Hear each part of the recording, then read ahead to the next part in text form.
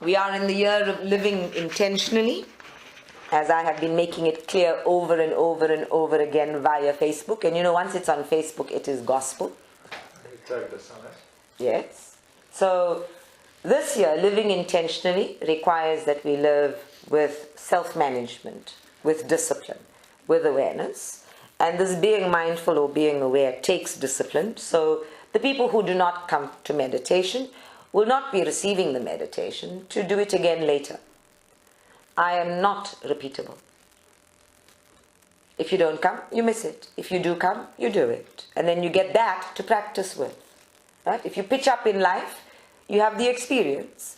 And then that experience accumulates with other experiences in order to develop what we call consciousness. Now, consciousness is an interesting thing for me, because I use the word so very often. I insist that we must live consciously, that we must choose consciously, that we must breathe consciously. And then I say things like I did on Facebook, and somebody very cheekily said consciousness is, because I said I breathe consciously, and then I am mindful of these things, like I am mindful of what I return to source. So I thought, okay, I take these words for granted, consciously and consciousness, and we use these words interchangeably and in different contexts to signify different things or the same thing in different ways, which is some of the limitation and mystery of the English language. So I thought we must talk about some of these concepts, because what we're doing in meditation is working with consciousness. When we want to work with your vibration or your energy system or how your chakras are operating in your energetic or soul-based immune system, then we are working with consciousness. So from my personal experience, and please, if anybody's reading the books, come and give me feedback. From my personal experience, when I say I breathe consciously, I mean, first, that I am breathing with the awareness that I am breathing, that it is no longer just an involuntary action or behavior that I am engaging in. It is no longer something that my brain is taking for granted, that I am breathing, that it is an active, conscious, participating interaction with the universe behavior. That my body is breathing while I am busy making a grocery list no longer applies. So I breathe consciously. And then I breathe consciously, meaning that I am engaging all of my levels of consciousness in this very basic, fundamental act of breathing. So I breathe through all of the pores of my skin, my largest breathing organ. And I know that all parts of my body are nurtured and nourished by being aware of how that skin is breathing. That it's not just my lungs, that I'm not just inhaling through my nostrils, but that I am in fact receiving energy, life force through my entire body. And then I am aware of breathing into my emotional body, giving my emotions a breather. So I breathe consciously, and as I breathe in, I become aware of what my emotional state at that moment is. So if I am irritated and I recognize it, I can shift it. If I am irritated and I don't recognize it, I'm still irritated. So just that consciousness that all of my bodies are breathing is breathing consciously. And when I am breathing in terms of my mental capacity, the mental body, I am taking a moment in which to be aware of what I am thinking. Not just what I am emoting, but what I am thinking that may or not be creating the emotion. That may or may not be completely different from the emotion, which indicates that I am now sitting in split personality Facebook status. No emoticon for that, except maybe some raised eyebrows. But very often we're emoting one thing and having a totally different conversation. But when I breathe consciously and I am bringing prana, life force, that's what we breathe for. We don't just breathe for oxygen and the combination of different elements of the air that come together. We breathe for life force. We're taking in the sun and we're taking in the same thing that the stars are receiving. And God only knows how that combination works to excite and animate an entire energy system. But it does. So when I do it consciously, I awaken my mind to being awake, to being present, to participating with the rest of the team called me. And my favorite part about breathing consciously is that I breathe in the presence.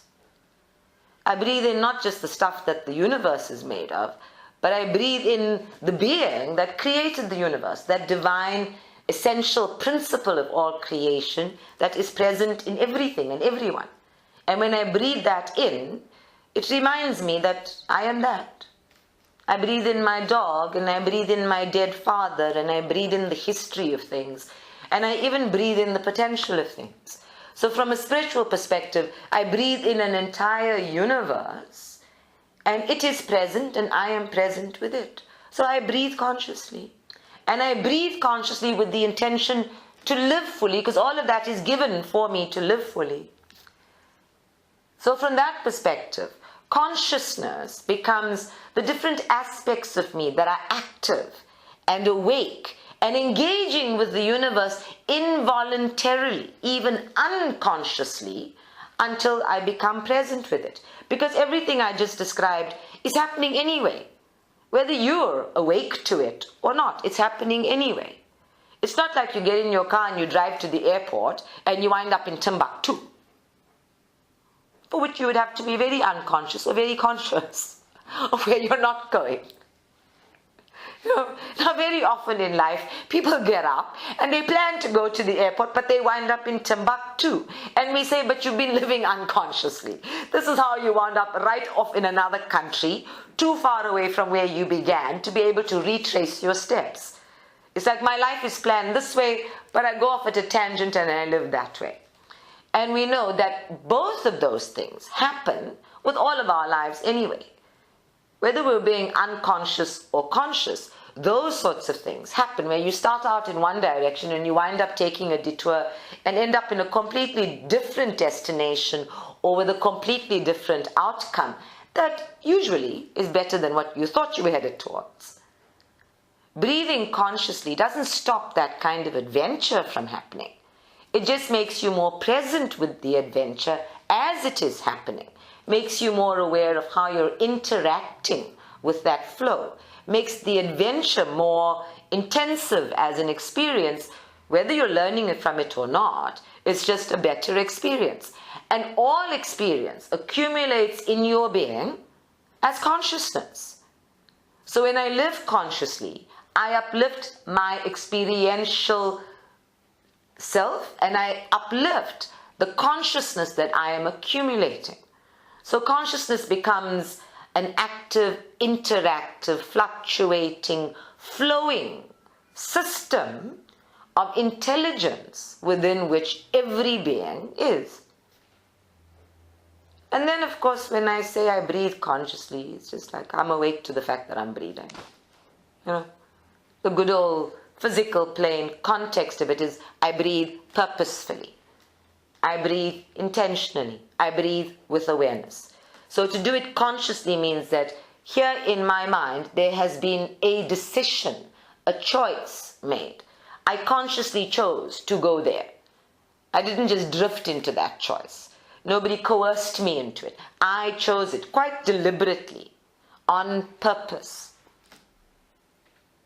But consciousness, when you look at it at a universal perspective, and how it is experienced by each and every one of us, whether we are aware of ourselves as being soul or not, we experience ourselves as consciousness, as different ways of being in the world, whether it's from thoughts or feelings or emotions or the ability to visualize something.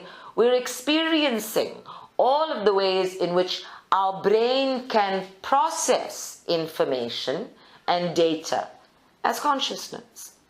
And that's what the brain does. It processes consciousness.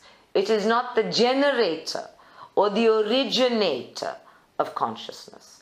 It is only the processor. Just like your computer is a processor of software. And what software you put into the computer is entirely up to you. Now, a lot of us buy computers, and I love my computer, it's so useful. We buy computers with preloaded software. And when that preloaded software comes up, we are always very afraid, at least I was, to delete some of that stuff because you never know how it's going to impact on how the rest of the system works. You know, all of those hidden files, all of those connections and configurations that you may not be able to put back together again in case you've deleted something important.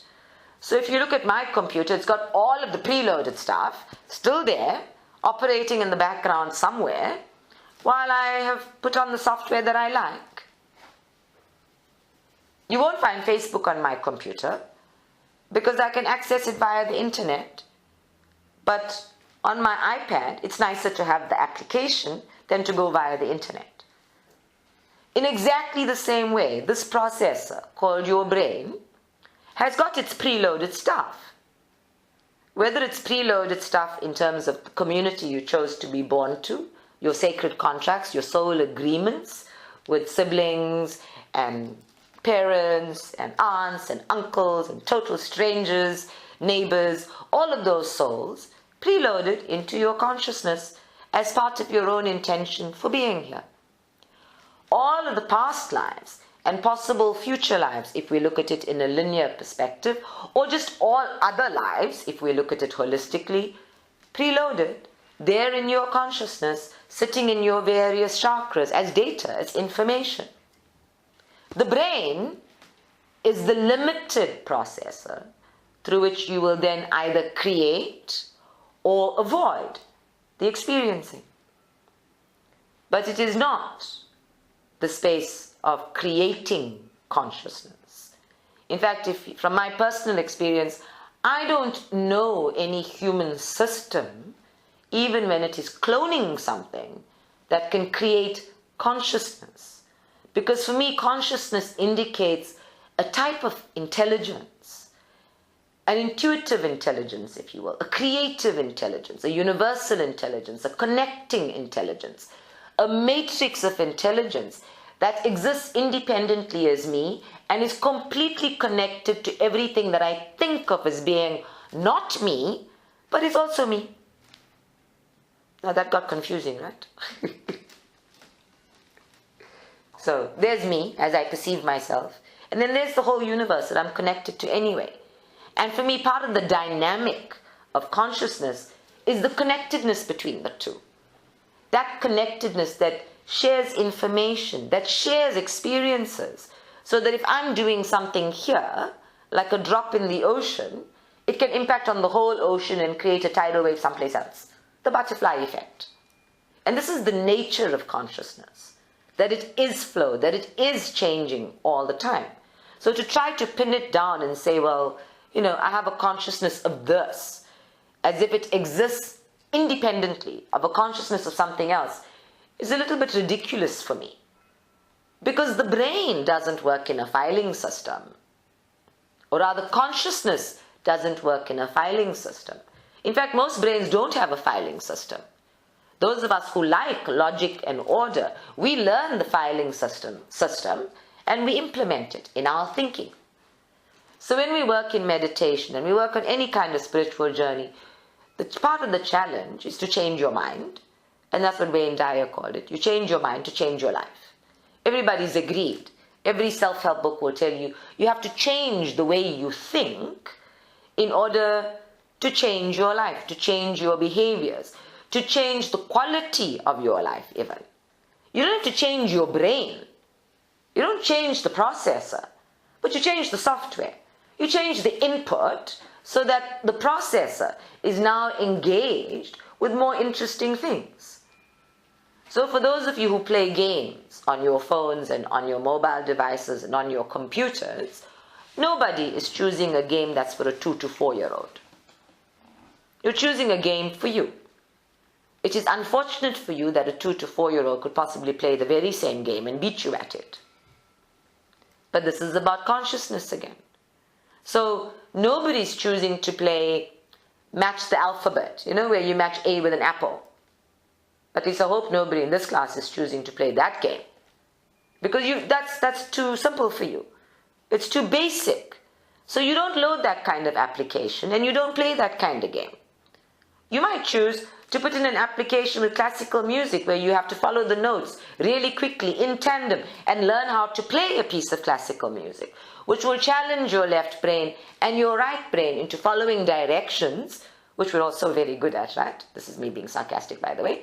And being creative and listening and finding harmony and finding rhythm. All of those things that engage both sides of your brain consistently and challenge you. In exactly the same way, we come preloaded with software that encourages that. And that is the individual consciousness of each of us. That inner restless yearning that desires more and wants the more, even if it can't define the more. So we don't all have the same software. So we can all have Facebook, but I don't know what game you're playing. Everybody has their individual software. That's their own contract with themselves. So however you define consciousness in the end, we can have the generic, we can have the commonality, but really everybody ultimately comes to a unique understanding of what consciousness is for them.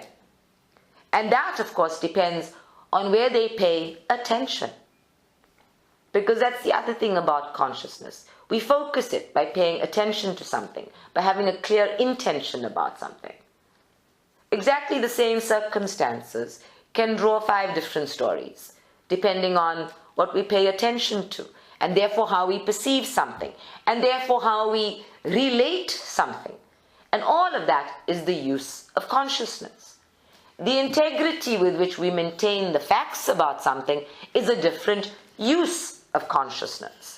And because we are living in a society where greed has taken over and a lack of integrity seems to be perfectly acceptable, we say we are living in a largely unconscious space. Those people are not conscious of what they are choosing that is not so, that is ego-based. And anything that is ego-based automatically from the so-called spiritual masters or teachers of the planet becomes unconscious. And that's not true either. It's just a different vibration of consciousness. Zuma is not unconscious.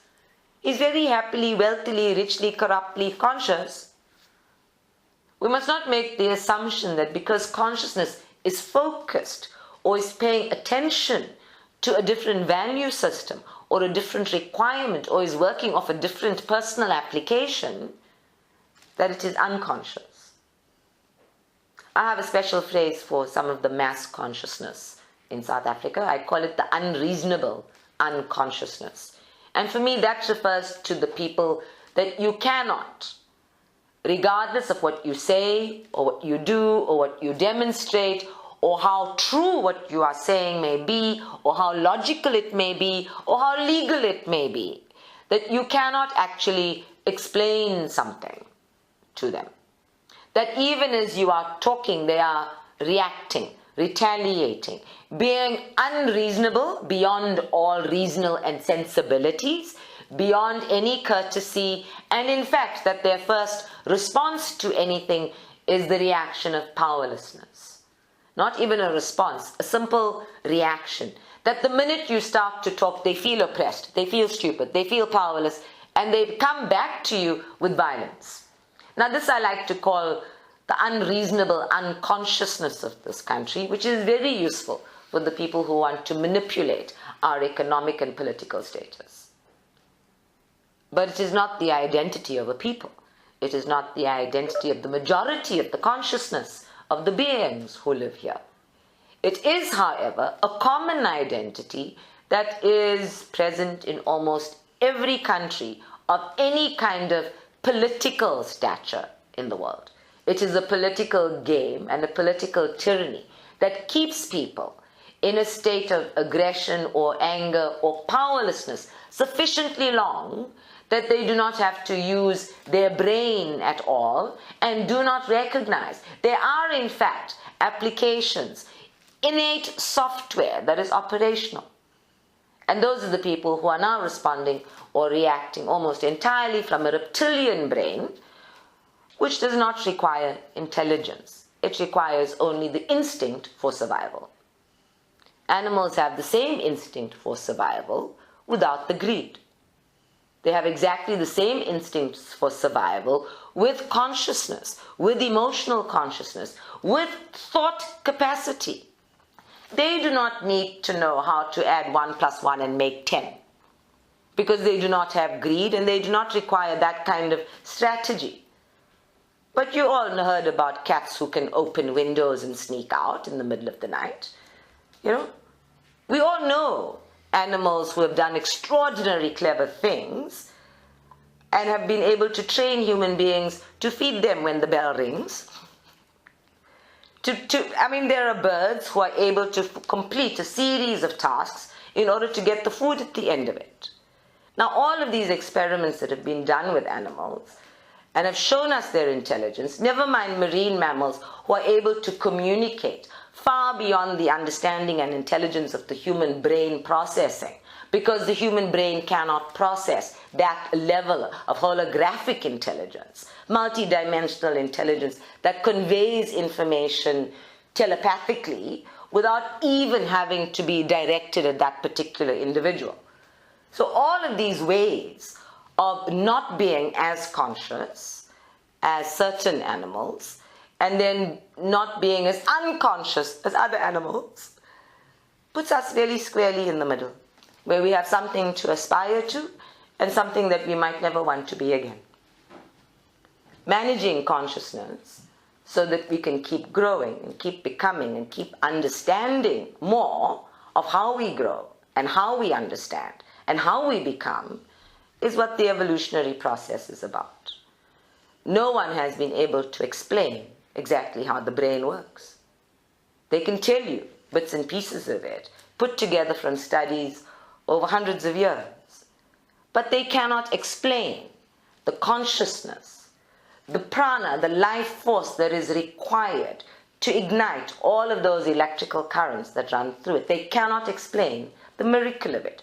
They cannot explain why an electrical current in this part of the brain is reinterpreted and redefined as a different type of information that spouts out your mouth or in your writing or in your actions in another part of the brain. They can tell you that there are electrical currents that connect the two, but how those two are connected and what the dynamic is, exactly what all of those synapses are saying to each other, they can't figure it out. They're still studying stroke victims, and they're still studying people who have brain hemorrhages. They can't tamper with a tumor in the brain because we don't know what, exactly like with the computer, I can't delete that software because I don't know what background effect it's having. We are so ignorant. We are so completely ignorant of ourselves. So when somebody says to me, consciousness is, I want to agree. Yes, it is. It is. It just is. Whether you're experiencing it through your skin or you're inhaling it and you're feeling the cool air run up your nose and recognizing that it's cool air, that it's refreshing, that you have more of it in your left nostril than your right nostril, all of that is consciousness at work. It's an instantaneous understanding that your brain hasn't even processed for you to have an experience. This is consciousness at work. So yes, consciousness is. You put a question mark after it, I'm saying go back to basics. Start paying attention to where you apply yourself. How are you using your intelligence? And therefore, how are you experiencing and creating consciousness at the same time? Changing your mind changes the focus of your consciousness. It doesn't change your consciousness. It changes how you use the apparatus. It changes the information you're putting into the software. It can change the output, but it doesn't change your consciousness as a whole. It provides the beginning of changing the experiences that in turn change your consciousness. because consciousness and experience are inextricably linked. All of my students know this. I say this work is experiential. If you're not having the experience, you're learning nothing. Actually, I'm a whole lot more rude. I say if you're not having the experience, you're learning fuck all, right? Yeah, they'll all nod now. Isn't that so? Yeah. And that's literally it. If you're not having the experience, then that multidimensional shift in consciousness, which is so enigmatic and mysterious and inexplicable and inevitable, isn't happening. Then you can get stuck in a rut. Then you can get into that tunnel and stay there. And people do that with conditioning. They do that with religion. They do that with pragmatic thinking, where the consciousness has no flow, where the consciousness is not breathing, and they are not breathing consciously. So every week, if I feel up to it and don't change my mind or my consciousness before 3 or 6 weeks are up and I don't get bored with it, there'll be a thing on Facebook saying, week 1, week 2, we're living intentionally this year. And my guides are very clear about that. Every year they make a statement of what the center is experiencing. And this year is the year of living intentionally. Hopefully in about 10 years' time, the United Nations, in declaring an international year, will get to a point where it says we are in the year of living intentionally, and then we'll know the world has changed. But until then, let's show them how it's done. So this week we are living intentionally by being conscious of breathing, conscious of what we are receiving, not taking, but receiving, conscious of how we are experiencing it within ourselves, and then conscious of how we are returning it. And as I've explained, conscious in the one context, meaning with awareness, with attention to and focus on, and then consciousness as in all of me is engaged with this, because I have chosen it. So if we are living intentionally this year we are living what we choose because we have chosen it. The first step is I am taking responsibility for the choice. It is mine. And because I have chosen it, I am in a position of power. It is not thrust upon me. Some people are born great, some people achieve greatness, and others have greatness thrust upon them. Isn't that so? Well, those people who have greatness thrust upon them, it appears that it's thrust upon them by circumstance. But even circumstance is chosen.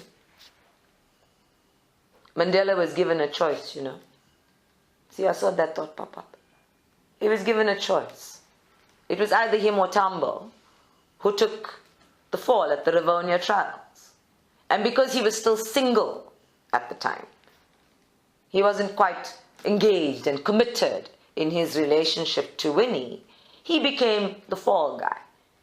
And he has often said, had I known then that I would become that I would become that person through Robben Island, that I would become that person that became the center of all of this media, that I became the symbol or the icon of this movement, I might have turned tail and run at the very beginning. I was not the staff of heroes. I was not the noble creature that created. So he was very clear, as charismatic as he was, that this so-called greatness, and it's so comfortable for South Africans to believe that Madiba was so great, that this greatness was thrust upon him at great price. And there were several moments in his career at Robben Island where he would gladly have spoken his truth in order to be returned home. But greatness comes at a price. It comes with responsibility. It comes with accountability for the lives of others. And more importantly, it comes at the price of we have given you greatness. So now we own you. It's better to achieve it, no? Yeah. So let's all work at achieving greatness inside out. When it is thrust upon you outside in, it is always slightly unbelievable. Mainly because it is an illusion. And propaganda is so hard working a machine. It churns out its own level of consciousness all the time. That was the last level of consciousness. The illusionary consciousness, the media consciousness, the fake news consciousness. So now we have to contend with all of those other levels of unconscious or fake consciousness. And as we know, we've had enough of those over the years. So now we have to be aware of our own consciousness. What are we receiving? What are we experiencing? And what are we returning? And that's the simple process of ingesting, digesting, and egesting, which is all your body is required to do as well. It's the same process. It's the same thing. One on the gross physical level, and the other on every level of energy, of consciousness. Okay. Let us meditate.